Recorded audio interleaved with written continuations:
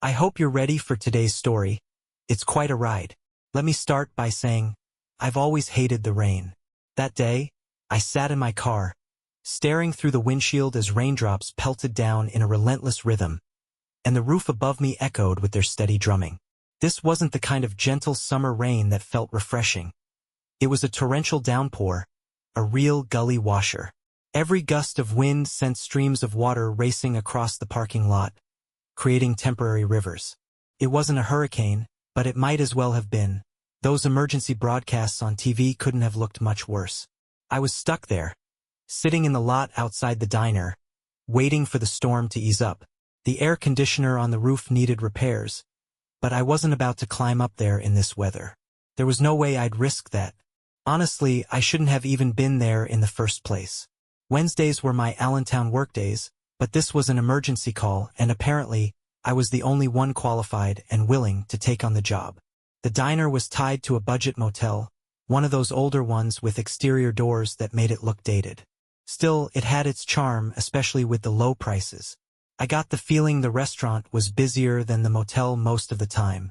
As I waited, the rain kept pouring, and I couldn't help but notice the motel staff huddled together under the building's awning, doing their best to stay dry.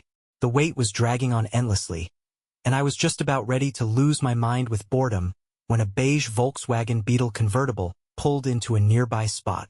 Something about the car caught my eye. It looked identical to Amanda's, my wife's Beetle. The rain made it hard to make out the license plate, but my heart was already sinking. Amanda and I had been together for nearly 20 years. We had 2 daughters, Colleen, 18, who was set to start at Kutztown University soon, and Brenda, who just turned 16 and was in full-on Gothic rebellion mode. The two couldn't be more different if they tried. Amanda and I went way back, all the way to high school, though we didn't really connect until later when she started working as a waitress at a local diner. My school years had been anything but pleasant. I struggled with a severe stutter that left me anxious and withdrawn. I spoke only when absolutely necessary and kept my words to a minimum. Teachers avoided calling on me, which might have been meant to help but only made me feel more isolated. Most classmates assumed I was slow, but that wasn't it. I knew exactly when I was being picked on, and I'd occasionally resort to physical means to put an end to it. By the time I met Amanda at the diner, I was halfway through a technical course on air conditioner repair. I still remember the first time she took my order. It was the only time we'd spoken during school. Back then, I didn't date. Between my stutter and lack of social skills, I didn't stand a chance. But Amanda was different. She was kind, polite, and easy to be around. For weeks, I'd come in, order, eat quietly, and leave generous tips, working up the nerve to ask her out. When I finally did, she said yes without hesitation. She never minded that I let her steer our conversations or that I struggled to find my words. She was patient and kind in ways I hadn't experienced before. We dated for a while before things got serious. I had zero experience, but Amanda never made me feel awkward about it. She guided us through every step with understanding. I always suspected she'd had more experience than me, but I never asked. It wasn't my business. We got married right after I finished technical school, with a modest civil ceremony. My job paid better than I expected, and Amanda kept working at the diner until she got pregnant with Colleen. From then on, she devoted herself entirely to being a stay-at-home mom. We weren't rich, but we had a comfortable life. My thoughts drifted back to the Beetle in the lot. Despite the rain, I squinted, trying to make out the license plate, but the storm made it impossible. Then, a silver Mercedes pulled into a space not far from the Volkswagen. A man with an umbrella stepped out, moving with precise coordination as if he had done this 100 times. My chest tightened as I watched him walk over to the Beetle and open the driver's door.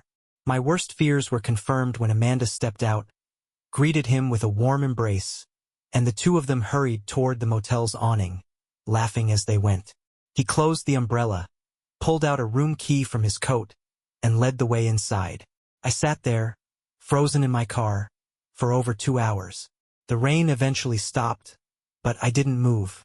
When I finally worked up the nerve, I got out just long enough to jot down the license plate number from the Mercedes. Later, I saw them emerge from the room, still laughing as if nothing in the world could touch them. They returned to their cars like it was just another day. Amanda climbed into the Volkswagen and, without hesitation, kissed her companion on the cheek. It wasn't the kind of kiss you'd expect between two people sneaking around. It was the kind of kiss a wife gives her husband. She didn't notice my car parked on the far side of the lot, nor did she seem to notice anything at all except the man she was with. I sat there, watching them drive away, and tears welled up in my eyes. I couldn't bring myself to fix the diner's air conditioner after that. I left and headed straight back to the workshop. The drive took less time than usual, probably because I didn't care enough to drag it out. My boss wasn't happy when I told him the job wasn't done, but his irritation quickly turned into shock when I told him I was quitting. He didn't argue or press me for details. After leaving the workshop, I went to the bank. I cashed my final paycheck and emptied most of our accounts, leaving only $6,000 untouched. The savings account meant for a new house? Drained. The money market account we'd set aside for the girls' college funds? That too. I knew what I was doing wasn't fair to Colleen and Brenda, but I was past thinking clearly. As I drove toward Kutztown, I thought about Brenda and her future or lack of one. College didn't seem like it would ever be in the cards for her. Her grades were as low as her attitude, and I couldn't figure out what I'd done to make her so hostile toward me. Honestly, she was just as distant from Amanda as she was from me. It was baffling how Colleen and Brenda had been raised in the same house yet turned out like night and day. A flicker of guilt crossed my mind, but I quickly brushed it aside. At least Colleen's tuition was already paid for, all 4 years. She'd be attending a school close enough to commute, which meant no added costs for dorms or meal plans. When I finally got home, Amanda was there, as usual. I slipped off my wet shoes by the door, a habit drilled into me by her insistence on keeping the house clean. She came out of the kitchen, surprised to see me. "John, what are you doing home? I thought you'd be in Allentown all day." I didn't answer. Instead, I walked past her, managing a smile as I leaned in to give her a quick peck on the cheek, the same kind of kiss she'd given her lover earlier. She looked puzzled, probably sensing something was off. In the bedroom, I started packing. I'd barely filled half a suitcase when Amanda appeared in the doorway. "John, what the hell are you doing? Are you packing? What's going on?" She stood there, confused and growing impatient, while I calmly continued to pack. I didn't take much, just my work clothes, underwear, and shoes. "Are you seriously not going to answer me?" she snapped. "You're just going to leave because you had a bad day at work? That's ridiculous. Talk to me, John. I'm your wife." Finally, I paused and looked at her. I knew better than to rush my words. She did too. "I wasn't working in Allentown today," I said, my voice steady and deliberate. It was a simple statement, but one that didn't require any further explanation. Amanda didn't interrupt or push me for more. She just stood there, silent, as I packed the last of my things. "I worked in York," I added just as calmly. Then I grabbed my shoes from the closet. When I glanced up, Amanda was already leaving the room. She didn't say anything. By the time I walked to the front door and put on my work boots, she was sitting on the couch, her eyes glistening with unshed tears. She watched me leave but offered no apology, no explanation. I was halfway to Hagerstown when my cell phone rang. Colleen was on the other end. "Hi, Dad. Where are you?" "Hagerstown," I managed to reply. "Mom told us you left. I just wanted to make sure you're okay." "I'm okay," I said, though it wasn't true. "Is there anything I can do? Do you need my help?" "No," I replied, keeping my answers short. Conversations were always a struggle for me, especially now. Mom told Brenda and me what happened. She didn't say much, but we've known about it for a while. "I'm glad you finally found out." "Couldn't believe it." "You and Brenda knew?" "For about 3 years," she admitted. "Don't feel foolish, Dad. You're a good father and a good husband. Don't let this make you think otherwise." Her words stung, but I didn't respond. Couldn't. There were too many thoughts swirling in my head, too much pain to put into words. "Dad? Are you there? Are you okay?" "I'll be okay," I said eventually. By the way, I prepaid your tuition. You're all set for school. I don't care about that, Dad. I care about you. Thanks, sweetheart, I said, my voice faltering. I have to go now. I hung up before she could say anything else. Later that evening, I found myself at a Cracker Barrel in Harrisonburg, eating dinner and scanning the bulletin board by the door. A small ad caught my eye, a maintenance manager position with a focus on HVAC systems. I called the number, and within minutes, I had an interview scheduled for the next morning. I'd never interviewed for a job before, and I felt nervous. My stutter was bound to make things awkward, but at this point, I figured I had nothing to lose. The nursing home, Oakbrook Meadows, was a small, church-affiliated facility that had clearly seen better days. The building's appearance reflected its age, with multiple additions tacked on over the years, giving it a haphazard, disorganized layout. It was clear from the moment I arrived that the place was crying out for help. When I stepped inside, I was greeted by a man with a firm handshake and a friendly demeanor. "Good morning. You must be Mr. Tyson," he said. "I'm Don Watson. Do you mind if I call you John?" "That's fine," I replied, and we shook hands before I took a seat. For the next half hour, Don gave me a thorough rundown of Oakbrook Meadows' history and its operations.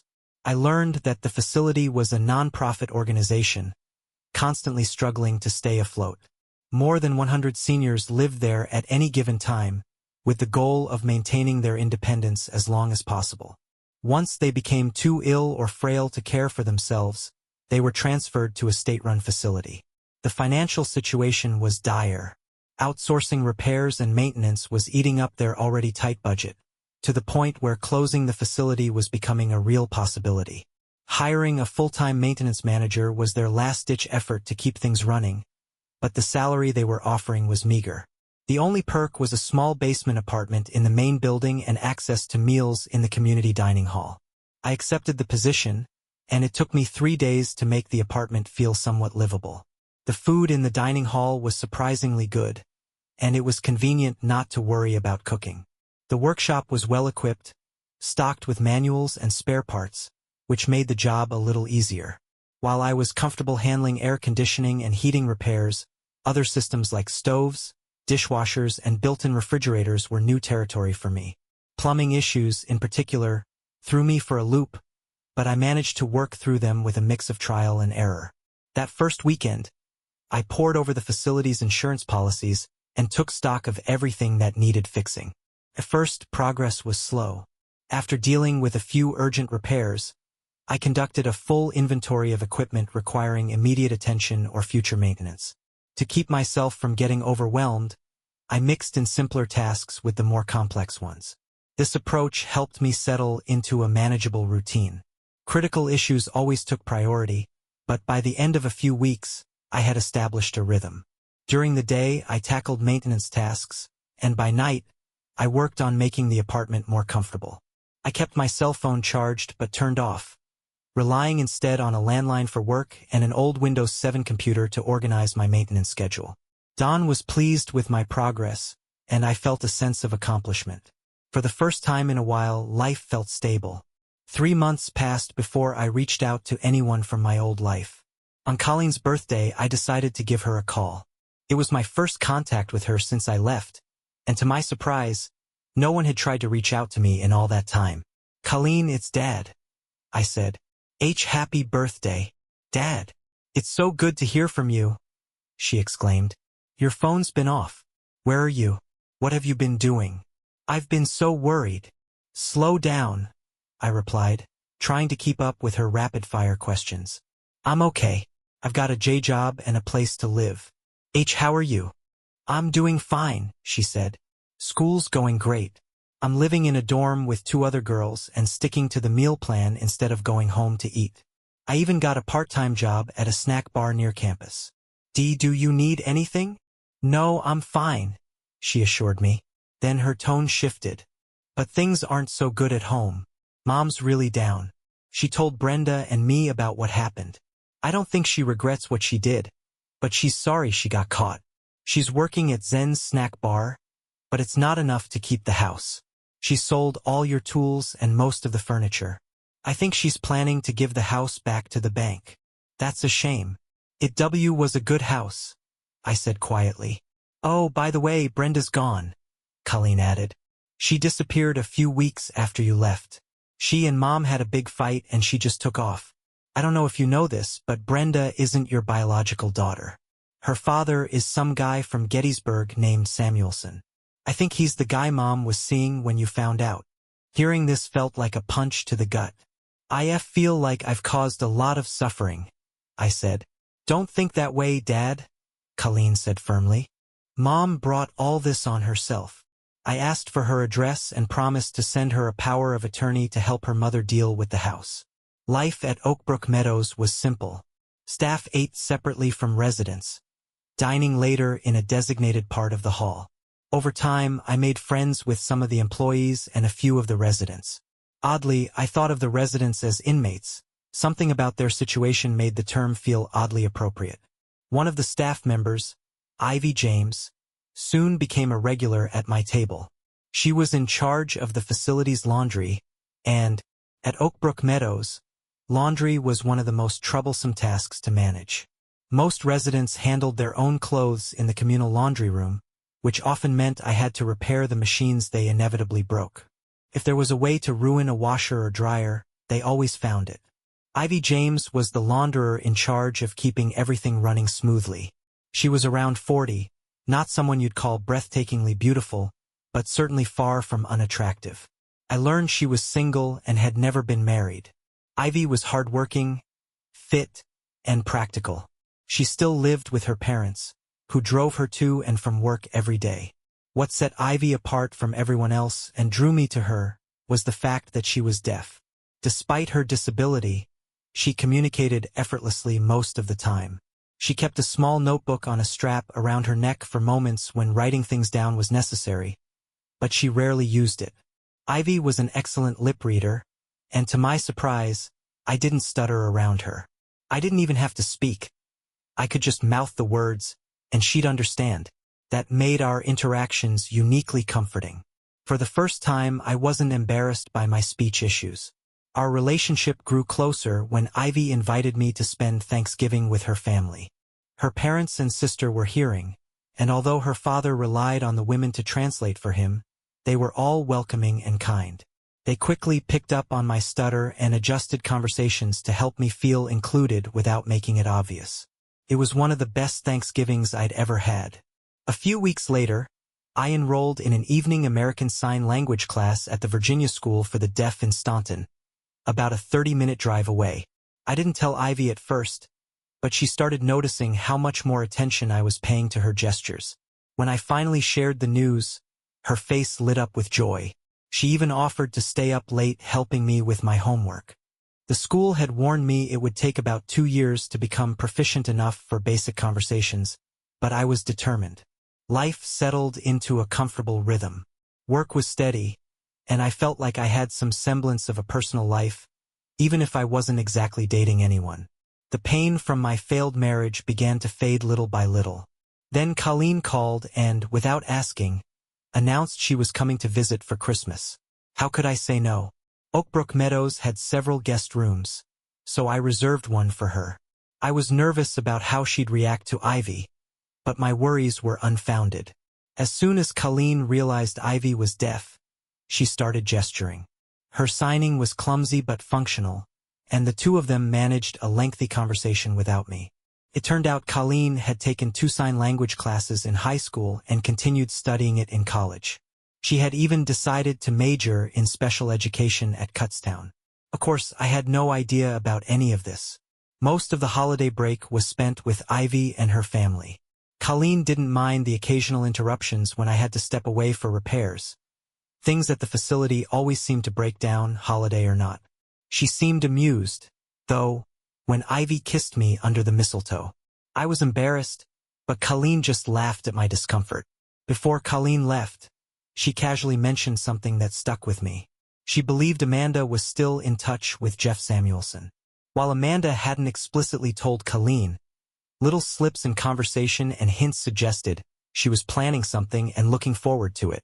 2 weeks later, the divorce papers arrived. Amanda hadn't asked for anything beyond the divorce itself. I signed them and sent everything back to her lawyer. That should have been the end of it. But one thing gnawed at me: the sheer audacity of how she'd treated me. She had used me, taken advantage of my loyalty, and discarded me like I didn't matter. I knew I had walked away first, opening the door for this outcome, but it still felt profoundly wrong. I wanted some kind of balance, some justice. By all accounts, I should have been content. My new life was stable, even happy, and Ivy was a bright spot in my days. She didn't react outwardly when I told her about the finalized divorce, but I could sense her mood improve slightly after hearing it. She remained the same supportive, steady presence she had always been, just happier. Still, my nights were restless. The bitterness of being used lingered, refusing to let go. I couldn't stop turning it over in my mind, replaying everything and wondering how someone I once trusted so deeply could treat me so carelessly. My pride had been ground into dust. Amanda had ruined everything, but I was the one left to pick up the pieces. I knew that was how these situations usually went, but that didn't make it any easier to accept. I needed to do something to settle my mind, so early Monday morning, I found myself at the Ugly Mug Cafe in Gettysburg, sipping coffee and waiting. At 6 a.m., the place was quiet. I knew Jeff Samuelson would leave for work around 7 a.m., so I had time to prepare for what came next. I wasn't here for him, though, not yet. I was here to meet his wife. By the time I rang the doorbell, I dressed neatly, wanting to come across as calm and collected. Even though it was early, Mrs. Samuelson was already dressed. I was relieved. I had been worried she might still be in her pajamas or robe. "Yes," she said, her tone cautious. "Can I help you?" "Mrs. Samuelson," I began, trying to keep my voice steady. "My name is John Tyson. I was hoping to take a minute of your time." She hesitated, her eyes narrowing slightly. "Are you selling something? If so, I don't think we're interested." "No, ma'am," I replied. "This is a personal matter. It's about your husband and my wife." Her expression shifted, her brow furrowing in thought. For a moment, I wasn't sure if she would slam the door in my face or invite me in. "Is your wife's name Amanda, by any chance?" she finally asked. "Yes, ma'am," I said. Her lips tightened, but she stepped aside. "Come in, Mr. Tyson. It seems we have a lot to discuss." The next 2 hours were a blur. Mary Samuelson and I sat in her living room, trading stories and connecting pieces of a puzzle neither of us wanted to solve. She admitted she had suspected Jeff of infidelity for years, but could never find solid proof. Her composure stayed intact until I mentioned Brenda. That was when everything changed. Her demeanor hardened, and I could sense her anger bubbling beneath the surface. It was clear our conversation had run its course. I thanked her for her time and left, unsure if I felt any better or worse. When I got home, I told Ivy everything. I couldn't imagine building a life with her while keeping secrets. She listened patiently, her presence comforting me more than I realized I needed. Life began to move forward. Ivy and I started exploring adoption and foster care. We knew we were too old to have children of our own, but the idea of giving a home to kids with hearing impairments felt right. Staunton's community was supportive, and it seemed like the perfect fit for us. One night, as I was drifting off to sleep, my phone rang unexpectedly. It was Colleen. "Dad," she said, her voice tense. "I didn't mean to wake you, but I thought you'd want to know. Mom's in the hospital." I bolted upright. What happened? Is she okay?" "She's fine," Colleen assured me quickly. "I'm at the Baptist Hospital in York. Mom was grazed by a bullet. It's nothing serious, but she needed medical attention." "A bullet?" I asked, struggling to process her words. "What the heck happened?" "From what I've gathered, Mom and Mr. Samuelson were eating at Cracker Barrel when Mrs. Samuelson showed up with a .22 caliber revolver. She fired multiple shots. Most of them missed, but one grazed Mom's arm." I sat there, stunned, as Colleen continued. "She's being discharged in a few hours, and I'll take her home. Oh, and you'll love this, her boyfriend ran off before the cops arrived. He just left her there." "That's unbelievable," I muttered. Yeah, well, Mom's furious about it, Colleen said with a small laugh. I've never seen her so angry. Dee, do you need me to come? I asked. No, I've got it covered, Colleen replied. But hey, save some time in early April. You're going to a wedding your own. I couldn't help but smile. See, congratulations will be in order, then. I'll tell Ivy. Just don't tell Mom, Colleen joked. It would crush her right now. After hanging up, I told Ivy about our upcoming wedding. And so, the chapter of my life with Amanda officially ended. Ivy and I bought a house together and adopted 3 children, fostering several more along the way. Colleen became a teacher at the Virginia School for the Deaf and got married a year later. As for me, I stayed at Oakbrook Meadows, while Ivy pursued other opportunities. Amanda remained at her snack bar job. Jeff Samuelson? He vanished without a trace. Life has its way of coming full circle. For all its twists and turns, it's still beautiful.